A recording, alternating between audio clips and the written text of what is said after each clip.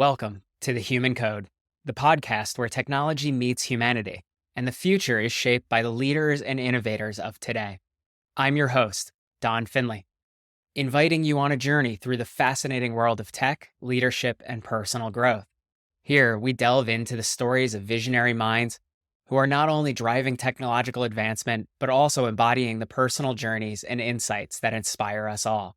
Each episode, we explore the intersections where human ingenuity meets the cutting edge of technology, unpacking the experiences, challenges, and triumphs that define our era.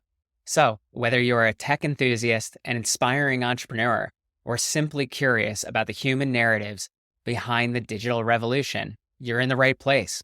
Welcome to The Human Code. Welcome. I have Will Schmahl here from HOUSMTHR. Will's got an amazing background. It runs from dance to selling his first company at 17, and then a few other entrepreneurial journeys as well. And if you catch in the background, he's got a piece of art that he also made and has had an illustrious career doing art as well. And I find that it's just fascinating to see how some people can use both their, the left side of their brain and the right side of their brain, the entrepreneurial aspect of it and the artistic space. So what I'd love to just open up and hear a little bit about what brought you to today. Like, how did you find yourself in the space that you are? And what is the passion that brought you there? It's funny. I'm definitely a believer in things happen for a reason, and you're in the place that you should be, even if it's a bad situation.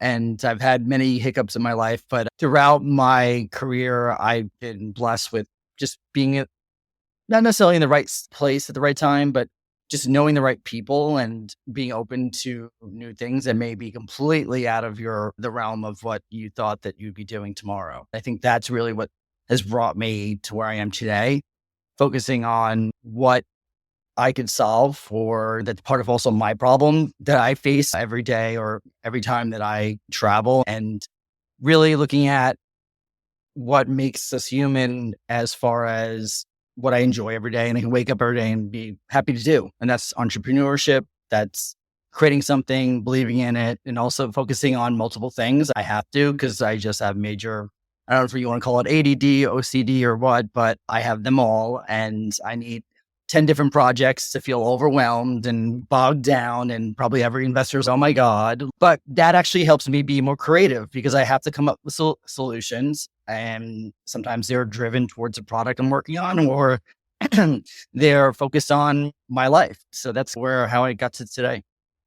That's absolutely fantastic. I love what you bring up because you seem like a true Renaissance man in regards to like having multiple passions, diving into different things. And like you're saying, they open up different parts of your mind, different parts of your experience. And yeah, I think that and maybe I'm just justifying this for my own experience as well, because when I was asked that question of, do you see that you're unfocused because you are in so many different areas? And I was like, every business that we have is focused on solving a problem for a market. They're focused. But I think the people that are part of that business need to be able to pursue their passions, and that limiting somebody to one dimension is a misnomer of what life can be about, because there's so much to life that we actually get to enjoy. And so my question for you is, I know you're currently working on HOUSMTHR. What's the problem that HOUSMTHR solves, and how are you bringing that to market? I think initially the problem that HOUSMTHR is solving for friends or family that are traveling is anxiety. So everyone has something that is either is a pet peeve or it just is. For me, I'm not okay until I'm on the plane, like physically on the plane, right? That's my point of I'm okay. I'm now on trip, right? Yeah. So I think that looking at HOUSMTHR, and yes, we just launched last week. Our initial product suite is really focused on one trip type or user type, but that's because they're going to be the longest users in the actual application for an annual basis. But the way we look at anxiety is fixing problems between who you're traveling with, organization, expenses, just knowing, right, what's going on. Because sometimes you just don't mention something and someone wanted to see something and they weren't with you and you got to see it, right? Those little things could create annoyances, right? It's not just trip interruption, but it's the snowball effect of being affected by someone that you're actually traveling with, which happens. They miss a cab and next you're out missing a flight to wherever you're going around the world. So that's what we're trying to focus on, is solving initial problems around travel and stay by providing a suite of tools to organize that group. And that's building your group or your house, if you have a summer house share, adding your friends or family. And then from there, you have everything from calendar that's shared and all connected, and expenses. And it's all in one place. It's just simple. It's nothing monumental, but what we're doing next is very interesting when we start to look at AI and how we have started to build out modeling to look at risk mitigation. Ooh, okay. I'm actually looking at your show notes. And one of the things that I love that you put in is for suggested topics. And I can't even give myself credit for coming up with this question. And that's why there's so much of a preamble here, because I just want to be honest that you have this written out as, does personalization begin or end with AI? And I love that profound kind of impact of it can actually start here, or is it just the end of that personalization path? Or where do you sit on this spectrum, and what had you thinking about that as a topic? I don't think I have an answer yet, but what I could tell you is that my initial gut feeling is that ends with AI, because we already know ourselves, right? I think that we just haven't had enough technology to crunch the numbers or the personalization, right? Or we weren't feeling comfortable enough to actually provide it to actually then receive it back in the form of what we want, right? Yeah. Which is it's a chicken and egg problem. It's almost like a marketplace. It's basically, I feel that the strides that we can make with AI and machine learning and collaboration with our own personalization of what we want, what we like, and having that catered. We could have done this very much easily with databases and blockchain years ago, right? But it's about the speed of it, and also being able to look at and plug in other elements, which that's very unique. And I think that's what's going to bring us new experiences that maybe we never thought of because they just weren't accessible from a data or from a just us knowing aspect. And that's what we're trying to bring into our platform, is by a layer of AI that's looking at where you're going, the time frame you're going, look at all the past data on that location, and then what is currently going on today, right? And then basically providing you safety, enthusiasm to go see something that popped up that we found, or being able to drive you to a new experience and make your trip better. That's basically the way we look at it, and the way I look at AI. It should be everyone right now who's learning AI, who doesn't code, they're amazing. I think it's the most amazing thing ever to see all these programs pop up. Pay $79 a month for 12 payments, and we'll teach you how to make your own AI tool. And people are doing it. It's amazing. And that's Solving their own problems fascinating and other time, people's problems. right? Yeah. Like where I'm seeing people who are using like ChatGPT, Claude, any of the other LLMs to build websites, to build applications, right? Like they're making efforts to create something that wasn't available to them today, or sorry, yesterday. Now, on this personalization, it sounds like HouseMother is basically mining the data, finding the little gems, understanding like what's either gone right with past trips, what your personalized like interests are, and then as you're traveling, helping you to come up with an itinerary that is both static but dynamic to the changing environment of whether you're meeting up with people, whether activities are changing. I'd imagine that at some point you're looking at the weather as well. Yeah, we try not to use the itinerary word, Okay. because planning, because we want to be focused on actionable execution, like while on trip, even though that does involve the itinerary that's probably already planned or probably already set with the agent or the booking process, right? Yeah. We're looking at ourselves as, you got everything planned, you're ready. Okay, let's now use the HouseMother app to execute and manage everything. And we'll plug into those itinerary companies and be almost a sister company of them to actually optimize, but on a different level and different scale, where we're not interested in pre-trip. We're interested in providing even solutions that drive accountability and protection, and making sure that you have all the items you need, like truly have them, and provide recommendations from local providers. Instead of buying something beforehand, you get it on trip from actually someone local, right? So connecting to that human kind of interaction with the local communities is very important to us also. Oh, absolutely. So what was the impetus that got you started on this company? Was it a personal problem Well, or? yeah, it was over 12 years. I was always a renter out on Far Island, New York, of summer houses. And by my 10th year of being house mother, that was my name, house mother, right? Yeah. And managing finally one house, we had 7 bedrooms, 2 people per bedroom. So 14 people every week. For full summer, we got that house and it was a nightmare. It was fun. It was probably the craziest summer ever of our lives, but it definitely was too much. And I actually then took a hiatus from going out there for 5 years. And as I started to do houses again, not as house mother, I would say house mother number 2 in the group, I realized that there had to be a solution. I started looking again because I saved years of data, right? Yeah. All the spreadsheets, all the house like payment stuff. You have to think about it. You're paying for a house during the winter for the summer. You're then organizing a group.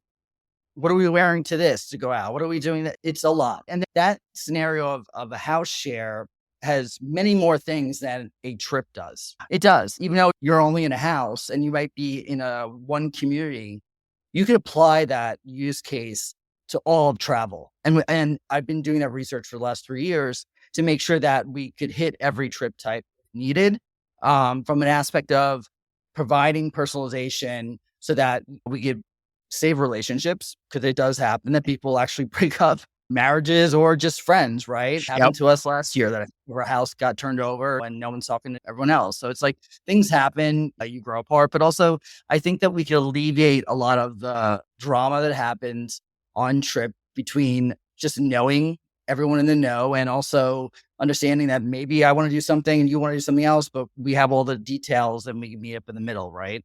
And I think that as we look at different demographics of people that travel, friends and family are completely different, right? What their needs are. And we've made sure that my co-founders and I, and who are very different, we come from we're different ages, we're different backgrounds, different states. And we have from farm to city kind of experience of Airbnb being a host in the past and just understanding what the dynamics are, right? It's more than personalization. It's just helping the group really mingle and share. That is an amazing thing that you're talking about here, because there is a lot of the human condition that gets into planning for trips and participating in trips. And then also that dynamic nature of what's happening during the event. It's not the original plan that's the most difficult piece, the intricacies of any plan that changes. And when you're talking about groups of 10, 15 people, there's a lot of competing priorities and also desires from what people want to get out of their trip or what they want from their weekend. And especially when you're talking about a summer home, you may not have the same 14 people every weekend, nor. And I'll say what the true catalyst, I think, like moment that I decided was based on someone that was bringing all the food for the weekend missed the last ferry to the island we were going to. So we only had a 30-minute span of time to go down to the local store, buy food, right? Because he's going to stay out on the mainland. So that scenario, there has to be a better solution that we could have been notified, even if we're at a bar, saying, you have 30 minutes to go get food. This person's, based on their location, is missing the ferry. They're in traffic. These are simple things that we already have everything accessible. It just hasn't been put together. AI and machine learning just speed it up and do it more efficiently. And I think that's why it's the right moment for us right now. And so what got you to the point of saying this is the right moment for AI and like these are the applications? For HouseMother, I think it was just purely the fact of having I'm not a coder, I'm a light coder, right? I built the prototype. I didn't build anything that's in our version that just launched. I just designed some of the elements with the design team. But I think that I knew that with AI, all the companies that were popping up in travel were, again, platforms that wanted to charge you for tours. They were planning itinerary and they were for operators. And with the industry that honestly is the slowest in accepting technologies, they are, right? I come only from that industry as an Airbnb host, I'll openly admit. But that's 5 years of doing that. I understand even through my own travels, the problems I'm solving. But I think that AI is the right moment to probably be on time to deliver at the same pace that the rest of the world is actually adopting it for travel. That's why I think it's so important. I think you're hitting on a number of points. You have different systems that need to be integrated in. You have different communication platforms that you're probably Mhm. looking at as well. And also the hard and fast rules don't really apply when it comes to human relationships. And you need some Mhm. flexibility in those spaces. And additionally, like how I've heard you describe House Mother is there is the human component of it. There is a dynamic nature to what you have to plan, what you have to do in Mhm. order to relieve that anxiety that you're talking about. What's the what's been your happiest moment in creating House Mother in this entrepreneurial experience that you have? I would say my happiest moment is definitely when someone gets it, which is always going to be someone who is in a frat or a sorority, right? They get it. Airbnb hosts get it. Anyone that they do their once a year annual girls trip or they have group trips. I think that's special to me more than anything else because they felt the pain, right? Because a lot of times people that may not group travel or which the app can handle 2 plus more, but it's better with the more you have to manage, believe it or not, which is actually crazy. But I think that the the essence of just having someone understand the pain is amazing, right? And if I could find the perfect investor that like is, oh my gosh, right? That's like the dream, Yeah. but we're still looking. And I think that we have a really interesting path for us that's very straight and focused right now. And I think that we can succeed to where we need to get, definitely. So I love that you brought up investors. Do you have investors for House Mother right now? We only did a friends and family round, had two angels involved in that. Right now, we're doing a raise, just started a few weeks ago. So we're just basically talking shop right now with everyone and sending out our information. And we're on hold because we were waiting to launch so we could show just numbers. So that's where we're at right now. I absolutely love that. We're also in the process of raising funds for one of our AI focused companies as well.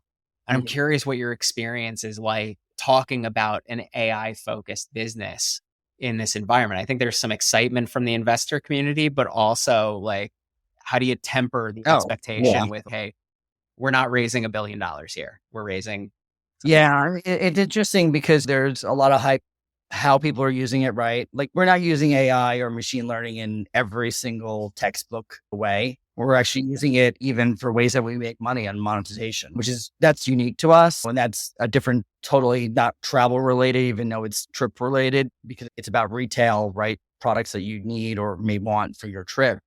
But the way we look at our conversations so far is you have to prove it. You really do. Saying, are you the expert? Or do you have people that you're going to work with? You have to get that stamp of approval. But it's been interesting because we took the approach of not screaming AI, right? Even though you go to our website, it is the first thing up there. We are let's say 6 months out from having our enough data that all rockets will be firing that we then feel comfortable then saying, this is what we're finding. This is basically the output of what we create. And I think then we'll be more in a position to have those conversations where we could be like, we're an AI company fully, right? Across the board for investment. But I think right now it's been interesting. I have gotten pushback of, oh, that's standard use of it. Or there's a difference between using it for your own abilities in the company, which we're doing it 1,000 different ways, right? Yeah. That's not what we're talking about. We're talking about helping people that are using our app with AI integration and machine learning integrations. Yeah. And I no, I think you're bringing up two good points, right? Like internally, there's on an individual level, having people utilizing AI to get a job done is Yeah. one kind of way that we're seeing this. But then there's also how are we incorporating it into our products? And Mhm. you're following a process that I actually recommend to our clients as well is get your core process taken care of without the AI, right? Make sure you Yeah. have that piece that you can collect the data, that you understand what's going on, and then bring AI in to solve the problems that you're seeing in that process. Because if Yeah. you can get away with Exactly. standard deterministic programming, get away with it. It scales easy. You don't have any of the Yeah. challenges. It's lower cost to run. But at the same time, once you start to see those scale moments of, hey, I can do this problem better with the incorporation of a whatever AI type of like problem you're solving, whether it's conversational, whether it's a recommendation engine, what it is, comes Mhm. later after you really have that interaction with your end customer.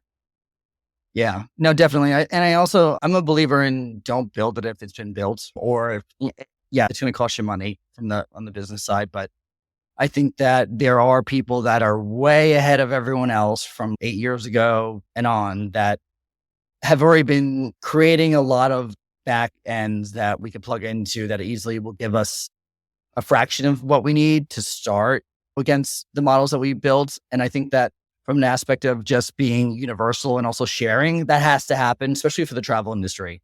You can't be able to make experience better unless you're connected from the place they're staying to what's going on. And when we believe that with our app, that we believe that even though that we're for travelers and guests, we believe that if they're renting an Airbnb, a host should know that you have another set of eyes basically on your property, right? Like for free, if your guests are using us. Because if their trip goes off, like if anything happens, like we're there to monitor that from, I would say, a feeling aspect. They should feel a little bit more comfortable. Not that we're signing any, check boxes and you're guaranteed that your house is like double checked again. They should feel better about it. We're making sure that hopefully when their guests leave, that they had a great trip because nothing happened that could have affected their investment in their property and or their just business in general. It's interesting. It's almost just by the fact that the group is using HouseMother, they're more likely to be better guests as well because they seem to care about how their experience is going to be. I will tell you one snippet is that if you think about it, if you ever booked an Airbnb, yeah, theoretically, they don't know who every guest is, right? Yeah. They don't take that meter. But our situation because where everything's connected, expenses and everything that's within, theoretically, we could have all that information if we wanted to partner with a booking platform that really wanted the full dial up of who's actually really in my house, right? Yeah. Aspect of that. There's more checks and balances in there from verification, which is great because you want to make their experience better, that's why I feel that we're in a good spot because if you look at being separated from not being biased, not being connected to the accommodation per se, we're in a lane that we're only here for their benefit. We're their personal assistant / co-pilot. That's it. Oh, that's so cool. Okay. So you have this great experience. You sold your first business at 17. That had to have been like a nice key moment in your young adult life. What advice do you have today for yourself back at 17? Oh gosh. I would have taken Spanish in high school, not Italian. Definitely. That's number one. But as far as selling my company, I think that I would have probably tried to be an entrepreneur earlier in my life. But and what's funny now, because now as I look at it, I think that even though the average age of actually founders is around their 40s, believe it or not, but you do see so many young founders that in my mind, I'm like, there's so many young founders that I'm out of the pool, right? Really. And I would have went at it earlier in my life, I think, because I had a million ideas then, still have scrapbooks of Post-its that I have. Those ideas still, I go through it all the time, have still not been made. So I think that a lot of things that we think that were probably far-fetched or fairy tales from our creating in home ec or book of whatever that they made you make in your own class, right? Storybook actually could be made, right, into a real product, if not physical product, into a technology, right? So basically to summarize, hey, get out there, try it out. Yeah. Yeah. See what goes on. Definitely. I tell my team, I'm like, if you're not failing at something, then really, did you try? I tell you, I wanted to become a veterinarian and I worked at a vet clinic for 3 years and those vets let me do things I shouldn't have been doing, right? They knew I wanted to vet school and I could not. Every surgery would happen and I would come out of there completely pale out of the surgery room. And I finally came into work one day and they're like, listen, I had planned to go to Ross College down the Bahamas, down south, beautiful, like marine biology / zoology school. And they're like, Will, listen, can't do it. They're like, you got to cut an animal. And that for me was like, the deal breaker, I thought, from watching. And now you watch all the veterinary shows online, they never really show much of that. So you still think it's this whimsical like experience of Dr. Pole taking care of these animals on the farm or whatever. There's a lot of stuff that's, if you're not into the gory stuff, it's not pleasant. So that ended my veterinary career, but I'm glad that I did it. Otherwise, I would have wasted, I couldn't imagine how much money. Yeah. Oh yeah, going through all the schooling and everything, and then coming back and then doing more schooling. I have a friend who's a veterinary ophthalmological surgeon. I am with you. It's something I would never be able to do. She sends me pictures of eyeballs that like, yeah, exactly. And you're like, ugh, just kind of held back by it. I guess the other question then is like, what we've touched on the past, going back and saying, hey, let's try something new. Let's continuing to push the envelope of what we like, what we're trying to experience. And sometimes you Mhm. find things that you love, and other times you find things that you loved, but not in the way that you could make it a career. Where do you see yourself in 10 years, or where do you see really the world like playing out? What's the exciting thing on the horizon that you would love to see solved? I'm actually excited probably, and I hinted at this before, about the ability for people that don't code to code, right? Yeah. We're not there yet. I've tried every platform there is, right? And if you don't have that mathematical brain, which you definitely need from an aspect of just the way you think, Yeah. then I think it's going to be amazing that what is going to be available, because now you have a whole nother realm of a founder that could be a founder, right? Or just someone that has an idea that could build tech that it may just solve their own problem, which that's fine, or it might be monumental. That's what I'm most excited about. And that growth the next 10 years, I think it's gonna be crazy how much is going to play out. I actually think it's actually insane the amount of money that's going into everything now, excluding the main companies that are really the foundational AI companies. Yeah. But I think the other onsets of AI, used tech companies that are using AI, they have the stamp of approval as far as the investment amounts they're getting now. But I think that when we look at other investments that are going into companies that are just using AI as the add-ons, we should have waited on that, because I think that the next 10 years are going to explode with new ideas that then could tack on AI and be amazing. I think you're right. I think we've seen this over the last 40 years as well, where companies are getting smaller. Tech Mhm. is helping to alleviate that. If I want to create a $10 million business back in the like early 90s, I probably needed around 50 people in order to handle everything that's involved with that. Fast forward into the early 2000s, and I could probably do that with 10. Like, and I think Google and some of their first earnings was showing a revenue per employee of 2 million people, $2 million per person, Mhm. right? So that's early 2000s. Fast forward to today, you can do $10 million with a team of three. Do you want to know how to calculate revenue by Corey? No, thank you. Yeah, exactly. Gotta love. And then we also have all these personal assistants that are sitting around listening in our conversations and somewhat interrupting us through these spaces. But at the same time, we're getting to that space where the tooling is going to be able to make a non-technical person a developer. Yeah. Yeah. Making marketing is not my strength.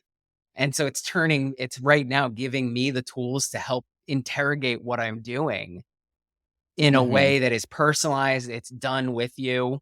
And it's almost like I'm paying a marketing consultant to sit next to me.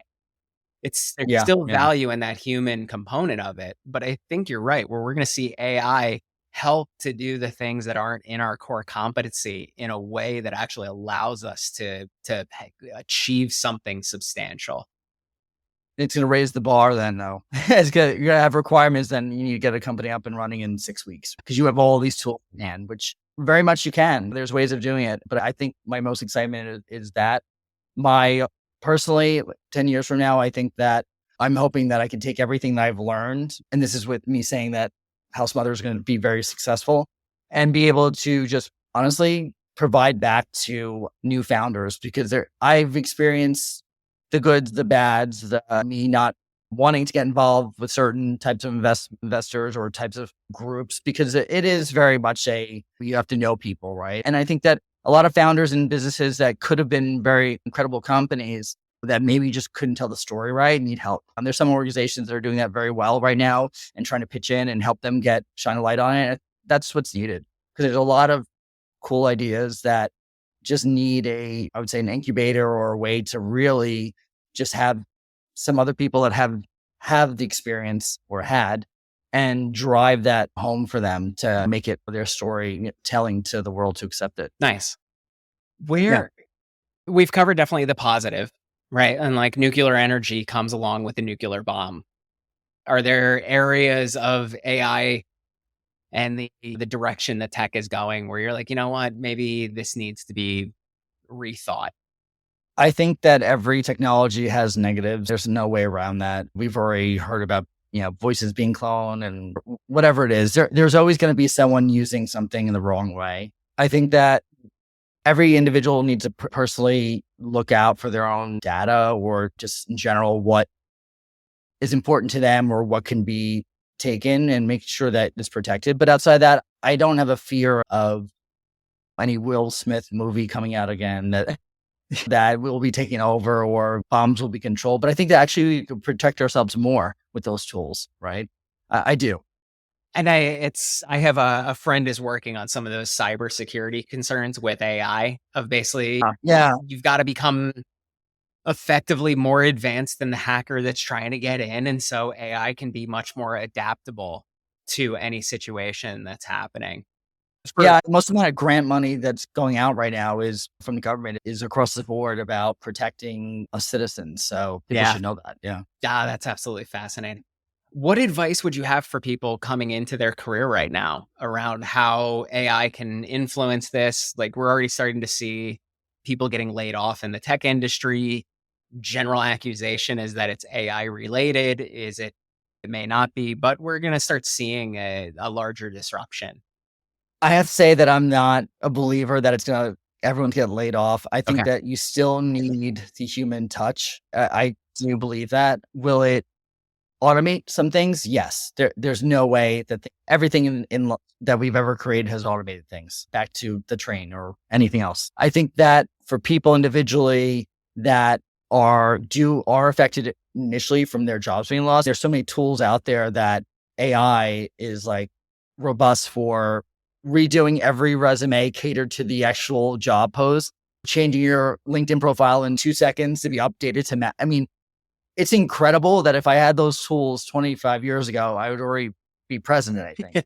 So it's just incredible so I think that there are benefits, but again, I'm a person that says things happen for a reason. So maybe you needed to be somewhere else. So that's the way I would take it. I love it. It is one of those things where we don't really understand what the true impact is going to be. And one of the key things I heard you say is that we need humans, right? Like we are a human centric society, and no matter what's going to happen, it's really about that human fulfillment that's going to come into play. And I do believe that we are a caring enough kind of culture that will look to include humans as we grow. Yeah, it's interesting. I just have one question for you. Yeah. Do you ever, when you chat with AI, do you say please or thank you or? Oh yeah, constantly. Is it out of the belief that he or she may come back and not give you what you want? No, it's one of the ways that I look at it is this is me practicing my interaction with anything. And like, how do I want to inspire either a person or a machine to be doing this task? And I've personified that, you know what, I would rather talk to myself in that way. So that's the thing. Now, I will give you this other thing is I do stuff with like local LLMs, right? Running on the laptop, running on servers that we have our own stuff. And I'm testing things there that I won't do with a chat GPT, right? That it actually goes out and can be either incorporated in their training data or is just there. Specifically things around like trying to get it to do reasoning around my financials, right? I don't want to put that out on the web or have that included anywhere, whether it's for the companies or if it's for my own personal. But then also, I sometimes have it pretend that it's like Carl Jung. And I'm like, all right, let's talk about my mother. And that's something I want like really local in the experience of it. And so along the lines of whether I'm saying please and thank you, I'm also looking at what content is actually going out just in case it does legitimately get incorporated into a model. Yeah. Interesting. Okay. I've been trying to, a friend of mine said last night that he actually named his chat GPT. So I was like, you have to name it? Is it bad that I didn't? I don't know. I personally haven't named it yet, but the other thing that we end up doing AI implementation strategies for businesses. And so part of it starts at the board level, and a lot of it starts with retraining your team to basically Hmm. be able to incorporate these ideas. And we do have people personify AI, because one of the things that LLMs are allowing you to do is take a workflow that was all human based and Yeah. start to use intelligence. And we're getting to a point where the cost of intelligence is being driven to zero. This is going to be the next thing that's like almost free in an Yeah. Yeah. organization. That personification is somewhat healthy for our use cases of how we can get people to start thinking about applying it. Yeah. Interesting. I Cool. got to say, I've really appreciated us having the opportunity to talk about you, about HOUSMTHR. And also, I'd love to say that HOUSMTHR is HOUSMTHR. And you can find the information about it at housemother.com as well. If anybody wanted to reach you, is there any way that you'd like to have people get in touch with you? Yeah, you could reach out directly. Either my email address is on the website or it's just will@housemother.com. I love it, man. Thanks again. Really appreciate you taking the time today to be with us. Thank you. Thank you for tuning into The Human Code, sponsored by Findustries, where we harness AI to elevate your business. By improving operational efficiency and accelerating growth, we turn opportunities into reality. Let Findustries be your guide to AI mastery, making success inevitable. Explore how at findustries.co.